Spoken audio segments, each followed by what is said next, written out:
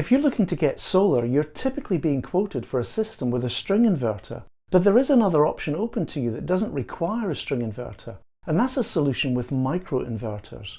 Now, microinverters have many benefits over string inverters, and in this video I'm interviewing Enphase, the world's biggest manufacturer of microinverters, to hear the latest on the technology and also their products.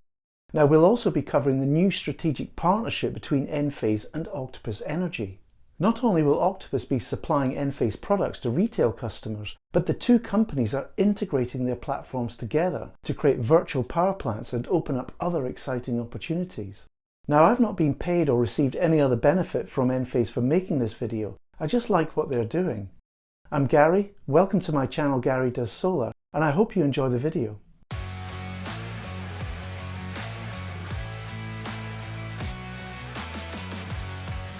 Welcome everyone, and thanks for making the time to come on my channel.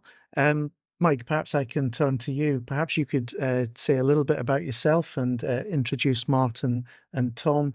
And perhaps at the same time, for those who are not familiar with microinverters, perhaps say a little bit about the technology as well. Sure. Well, first of all, thank you for inviting us. My name is Mike Burgess. I'm the country manager for UK and Ireland for Enphase. I've worked in the solar space for more than 12 years now, across multiple markets, including Mexico and European markets. It's really nice to be back working in the UK market. So we've also got Martin Berry with us. Martin is our European Director of Field Applications Engineering. Martin's got over a decade of experience with Enphase. He's clearly forgotten more about Enphase than I will ever know. Well, maybe I will know one day, but we're working on it, absolutely. Tom Wilson's with us as well. Tom's a relatively recent hire to us. Tom joined us at the back end of last year. Tom's got an installer background, and Tom's our UK-based applications engineer. So we're building a really broad church of experience across this business, which is really exciting. So you asked about a little introduction to the products as well. So yes, it kind of, Enphase is well known for microinverters. Here, as an example, is a microinverter. But it kind of goes beyond the microinverter. I think Enphase for me is a system. It's a solution. It's an ecosystem. It's a bunch of components that work together seamlessly. And it's something that we're working to build on and integrate more with third-party integrations with energy company integrations as well. The benefits for me, I think they're kind of fourfold, really. I always look at four key elements. First is safety, and the guys will cover this off, I'm fairly sure, later on, but this is an AC product. Yeah. The conversion happens at the panel level. There is no high voltage DC in this system at all. Always 230 volt AC running through. So the same as you've got in your plugs in your house. Yeah. And there's a good reason for that, is that it's safe. So safety is absolutely paramount to everything that we do. Reliability. The micros have a 25-year warranty. There's super low failure rate. So it's peace of mind for the consumer and peace of mind for the installer that you're not having to go back and fix faulty equipment. Performance-wise, you get optimization. Each panel is its own power station, if you like. So each panel has its own inverter, which gives you performance in terms of optimization, but also performance in terms of uptime. Should a microinverter fail, it's just that one failure. The rest of the system is working as it should. So you don't get this chain effect where you have the weakest link in the chain. So the weakest link fails and the whole chain fails. So that's really important to me. I think customers need to look at this as a way of protecting their investment and their investment profile. It's a very, very low risk and, in a sense, high return system over the lifetime. So the whole life cost is generally lower. And then the last bit for me is the scalability. You can add to a system with a microinverter, and you are not tied into the panel. So 2 years down the line, you could say, well, I'd like to add some more solar to my system. And you're not compromised by panels. We've all seen how panel outputs have increased over time. And in 2 years' time, they will have increased again, I dare say, maybe in physical size and in output. Well, the great thing about microinverters is you can add a microinverter to that panel, feed it into the gateway, and expand your system. So yeah, and it's a very exciting time to be with Enphase. We're looking at new integrations. I mentioned before, third-party integrations. We're looking at product development, and just creating this ecosystem of products that talk to each other. And in the UK market, the UK is a really important solar market globally, I think. We're not incentive driven, which is a great place to be. And now I think what I'm looking to do is replicate the success that Enphase has seen in other markets for all those reasons I've just explained. In the US, we have a 60% market share. In France, we have a similar market share. In the Netherlands, we have a similar market share. So this is not a niche product. This is something that's been adopted widely because of safety, reliability, performance, and scalability. Great. All right. Thank you. And Martin, I understand that there's a similar technology to microinverters, and they're called power optimizers. Now, for those viewers who might be watching and they're wondering, what are the key differences between microinverters and power optimizers? So optimizers are similar in that you still mount a device behind each individual panel on the roof. Where they differ is that you still have a string inverter that is typically installed inside someone's home. So you're still going to have DC coming down into someone's home where you're going to connect up and create that high voltage set of cables that are coming down from the roof level and connecting into that central inverter box. They have some commonalities in that you still have that individual panel level behavior. You see that in the monitoring, so you can see what each panel's doing, which is really interesting for the user, but you don't escape that high voltage risk that's created by not converting to AC up at roof level. You're still bringing high voltage DC into the home, which is really something that you can avoid doing by choosing Enphase products. Is there a difference between the reliability between the two? Sure, yeah. Bottom line is, with individual microinverters, should any one of those devices fail, the remainder of the system continues to operate as normal. With optimizers, you still have that central string inverter. So even if all of your optimizers are perfect, if that string inverter fails, then the whole system will go offline. So you don't get the same reliability and system resilience with optimizers combined with that central string inverter as you would with Enphase microinverters. Okay. So Martin, I made a video recently, and it was all about the benefits of solar panel oversizing, where the array size was bigger than the AC power limit of the string inverter. And that has the effect of clipping the amount of solar generation that you can do on really sunny days. I believe the same principle is true with microinverters. And I was wondering if you could say a little bit about that. And also, how do you choose the sort of power limits for newer microinverter products over time? Yeah, so with microinverters, the same principle applies. The difference is that you're doing it at an individual panel level rather than at a system level. So when we look at a customer's system and we're considering how we pair a particular PV module with a microinverter, we would normally recommend a DC to AC ratio of an oversizing to sort of 120 to 140%. Okay. Now, what that means is that on the sunniest days, there is still the likelihood that you have some clipping, but that will only happen very occasionally and for very short durations. But for the rest of the year, you're really optimizing your investment. You're getting the most out of the PV system that you're designing, and so that gives the customer the best return on their investment. Great stuff. So it's also important to consider that over a 20-year life of a system, you will get degradation of panels. So if you were to size that more like a 1-to-1 ratio on day one, once you're in year 10 or 15, there would be some degradation, and therefore effectively later in the life of the array, your PV is undersized compared to your inverter system. Yeah. So that's an important consideration, that you've got a 20-year, 25-year life of a system that you're planning for, and you want to get the most out of it over that whole life. And you want to make sure that over that life, your inverters are operating at the best efficiency point throughout the lifetime of the system. It's all about getting the most kilowatt hours for a given kilowatt of installed capacity for a customer.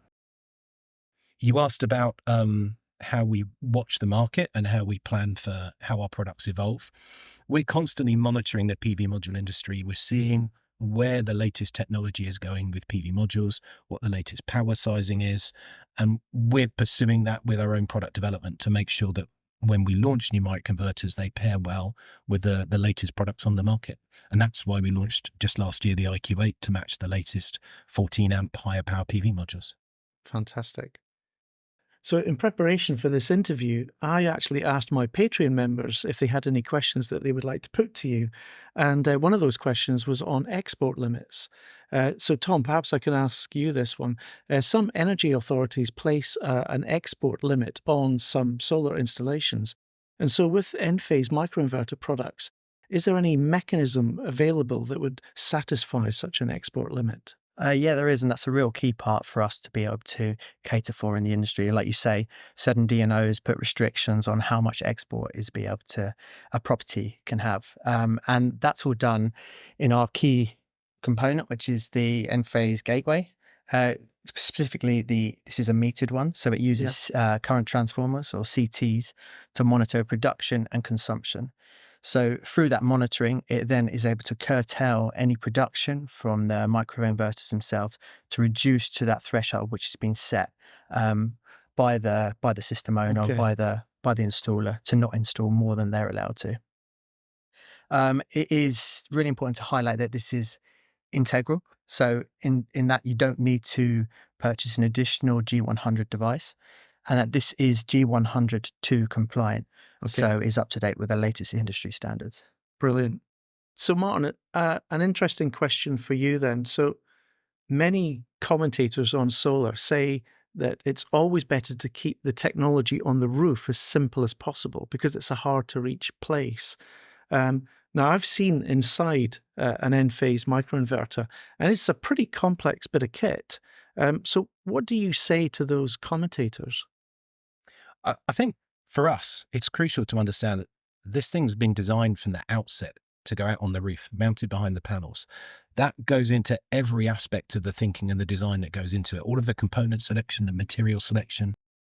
When we come to test this, we take it through full temperature cycling from freeze to fall. We're going to mimic a full 25-year accelerated lifetime when we put this in the labs. And that just gives us the confidence to be able to say, this is really designed for that arduous condition, the lifetime of the array. And what we want to do is have a product that matches the lifetime of the panels that it's mounted behind. For us, recently we had an interesting story. So EDF in France, who use a lot of our products, they took the product into their own labs and did some accelerated life testing. They came back and they told us, according to their own environmental testing, they considered our product had a lifetime of 65 years, Wow. which is, we're not going to put that on our data sheets, but it's an amazing data point to hear from a third party. Yeah, fantastic. So one interesting fact about the product is that it's fully potted. So what that means is this enclosure is fully injected with silicon during the manufacturing process. And that's why it's a little bit heavier than you might expect when you pick it up. What that does is it really helps with vibration. So when this is mounted up on the roof and it gets a bit of wind-borne vibration, protects those components and aids them in their longevity and their reliability. It pulls heat away from the product as well. And that means that the components in here that are much more temperature managed because they're fully encapsulated in the silicon there. So we've gone to every effort to maximize the reliability of this product and minimize the risk that anyone's going to have to replace a unit. As a company, we're now 17 years old, and we've got units that have been installed in the UK now for more than 10 years and happily running for all of that period. And that was with the product we sold at that time. This is the 8th generation of our product. We're in development with the 9th. That will come in the near future. But from our point of view, absolutely putting every effort to make this the most reliable device we can.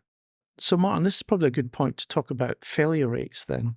On the Enphase website, I see a figure quoted, which is 0.05% failure rate, which sounds great, but what does that actually mean in practice? Is it a theoretical failure rate based on the accelerated lifetime testing that you spoke about earlier? Or is that actually coming back from, real data in the field? And perhaps as a second part to that question, does that failure rate change depending on which part of the world the unit's installed in? Sure, yeah. Realistically, a degree of failure is a fact of life. We know there's always going to be a certain amount of manufacturing inconsistency, and that will come out in some variability in product, and we have to handle that as a manufacturer. What we do know is that products are more likely to fail right in the early part of their operational life, and then right at the end. And then in the middle, you have a period where products operate generally very reliably, having settled down. That 0.05% we talk about is based on our experience of that product in the field. We talk about our monitoring, and that gives us this full visibility of the global fleet of Enphase product. Yeah. So when we arrive at that 0.05, which in real money comes out at something like a 1 in 2,000, we're basing that on our visibility of the failure rates of real product coming back across the IQ7, the IQ6, IQ7, and now the IQ8 range globally. And that helps us arrive at that figure to give something which, as I said, is based on real numbers, not based on synthetic data from the labs. So yes, we do see some variability, but not necessarily down to location or geography, more about how the product is installed. If we see our product installed in a location where it doesn't get adequate ventilation, there is risk of overheating, and that can cause some reliability issues. So we've got quite prescriptive requirements that say when you mount the product, you need to allow for a certain amount of airflow. In a typical roof-mounted array, no issues, but if perhaps you're using a BIPV product where the product is embedded in the roof, then there's considerations to be taken. Having said that, if you follow our guidelines, there's no particular issue with using it in that environment. It's just about making sure you follow those guidelines. Understood. And Mike, perhaps I can come to you on this then. In the unlikely event that a microinverter were to fail, what are the warranty terms against that? And is it the same warranty worldwide, or does it vary regionally?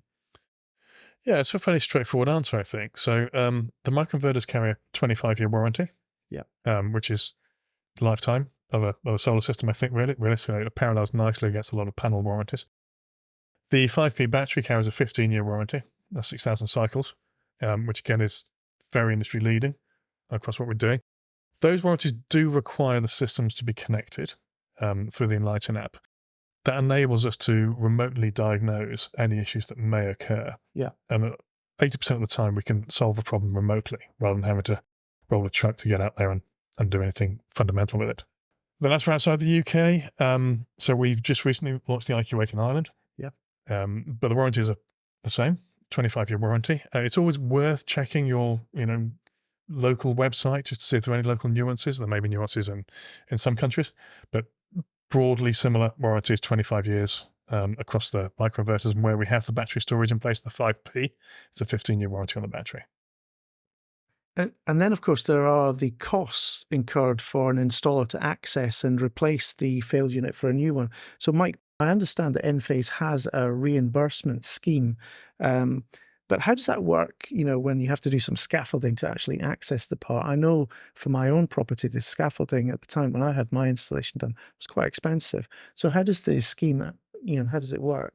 Yeah, sure. So I think Martin mentioned that, failure rates are low, extremely low, 1 in 2,000 failure, 0.05% failure rate. Yeah. And referencing Martin's earlier comment, the failure rate tends to be higher in the early life, the first couple of years of the system. So if we get a failure within the first couple of years, the installer can raise a contribution claim, and we will pay a contribution of €200 per site visit, plus €25 per microinverter failure that gets replaced at that point. I think we see that experienced installers don't see this as an issue. Some can be replaced really easily. Some incur a higher cost, and I think on balance, it's very much contribution to recognise the fact that there are some costs incurred, and it seems to us to be a fair value. Okay. In terms of process, let me hand over to Tom. Actually, Tom's probably in a better position to talk through the process on that. Yeah, thanks, Mike. From a practical point of view, I think one of the main benefits of Enphase is that module level mapping. So if there is a failure, and it's very rare that a failure will occur, you know exactly where on your array, which orientation, which elevation of the building that microinverter is going to be located. So in doing that, you can then organize localized scaffolding. It might be just a tower to access maybe a flat roof, but you can reduce your costs in the fact that you know exactly where it is, unlike a string inverter where you would then have to get up and test each module to find out where the failure is. Okay, thanks, Tom. Martin, back to you then, and a slightly different topic. Wherever there's electricity and electronics, there's always a risk of fire. And I'm wondering, can you talk a little bit about the differing regulations across the world in relation to fire and how Enphase products meet those regulations? So Enphase products are born out of California. California globally is where there are some of the most stringent fire codes related to PV systems globally. So we've really had to make sure we meet those to be able to do business in our home market. So you might hear about something called rapid shutdown. So this is a requirement that in simple terms means that within 10 seconds, in the event of a failure of a connection on the roof or loss of supply, the microinverters have to reduce the current and the voltage down to zero. And that enables a safe working environment. So in the case of a fire, the fireman can isolate the system and he knows that everything is shut down in the array and they're safe to fight that fire. That's something which, as I said, is born out of California. And we're now starting to see these sorts of policies arrive into Europe. They're either being driven by regulation and standards, in some cases being driven by insurance companies as their expectation for how systems should be installed on buildings. And that's particularly prevalent for places like schools and office buildings, where they're looking for higher standards of safeties in those sorts of environments. So some of our competitors, in order to meet that rapid shutdown requirement, they have to install additional equipment as part of the array. What's important with Enphase is because we have that one panel architecture, at no point do we ever have high working DC voltages on the roof. So that means our product is inherently meeting that rapid shutdown requirement without any additional equipment, without any additional setup. And that means that we are the safest solution out there. For a firefighter, they know that if a system has microinverters, it will never be at a high working voltage that will prevent them from fighting that fire. They will always be able to deal with the situation, whether the fire is related to the PV system or whether the fire comes from somewhere else. And what's important there is to say that every customer gets that globally. So just because that's a requirement coming from California, because it's built in inherently, anyone who buys an Enphase microinverter anywhere on the planet gets that same safety functionality. You're getting the safest solution out there.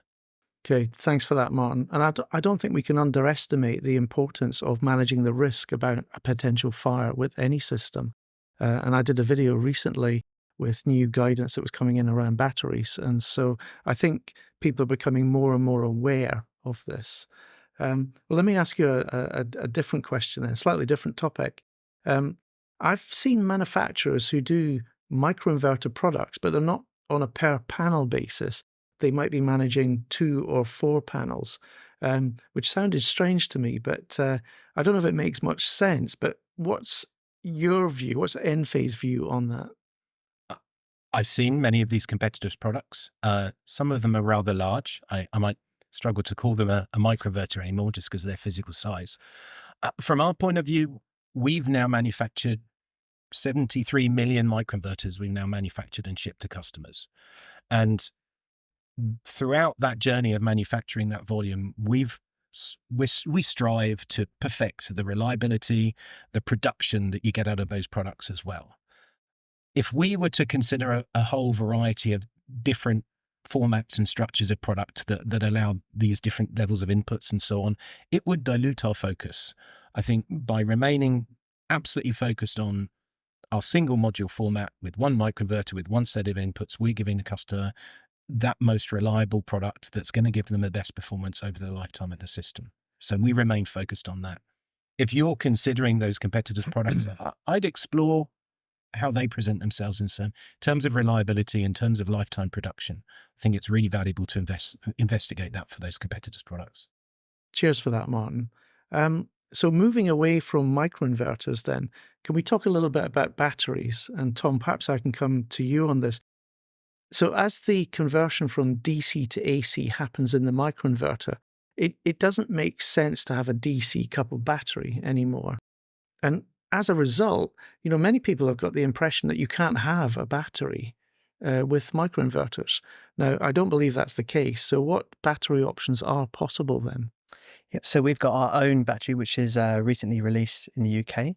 So it's the IQ Battery 5P, and that is an AC coupled solution, like our architecture for the microinverters as well. So the benefit of that is instead of being tied to a grid tied inverter, like a DC coupled inverter, then in fact, it can be located anywhere in the property. So as long as it's connected to the brains of the system, which is our IQ gateway metered, which uses the CTs to measure the production and measure the consumption, then the locality of the battery really doesn't matter. As long as it's within around 100 meters, we say, for a communication cable, which we've tested, it really can go anywhere in the property. And the simplicity of this is it is just an AC circuit, which comes from, we would ideally suggest on an independent consumer unit, but it's just an AC circuit which runs out to there and then feeds that battery with communication cable. So instead of the big high voltage DC cables which link between a grid tied string inverter and the battery, it's just the simplicity of an AC cable. Okay, that sounds like a good solution. What about the flexibility and scalability of that then? Yeah, so it's a completely modular system and scalable. So one unit comes with 5 kilowatt hours of storage and a 3.2 kilowatts continuous discharge.